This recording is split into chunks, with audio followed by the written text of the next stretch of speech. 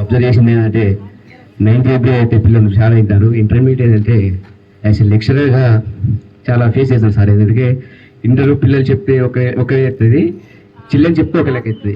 So point ఏమంటే ఇప్పుడు physics వచ్చే లెక్చరర్ సార్ యాటిట్యూడ్ చేంజ్ కావాలి, వాక్ చేంజ్ కావాలి. ఎందుకంటే ఇంటర్వ్యూ చెప్పాలి కదా. సో అది అబ్జర్వ్ చేశాను సార్. యాటిట్యూడ్ చేంజ్ కావాలి, వాక్ చేంజ్ కావాలి, మాట్లాడే విధానం చేంజ్ కావాలి. సో కాబట్టి చాలా చాలా చెప్తారు లెక్చరర్ అయితే. యాజ్ ఎ లెక్చరర్ ఈరోజు ఫేస్ చేసిన. So thank you. అండ్ ఒక చిన్న చెప్తాను మీకు, పీడి యొక్క మీనింగ్ తెలుసా?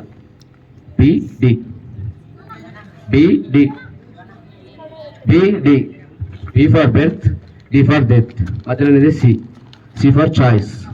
కాబట్టి చాయిస్ అనేది ఎప్పుడు రాదు. మరి సెకండ్ ఇయర్ ఎంపీసీ స్టూడెంట్స్ అయితే ఎవరు రాలే ముందుకు చేద్దామని. సో బికాస్ ఎందుకంటే ఒక ఇంటర్మీడియట్ నుంచి మనం డిగ్రీ పోయినాం అనుకో, డిగ్రీ నుంచి జాబ్ పోయినాకో మళ్ళీ days Rao, because of not complete intermediate days.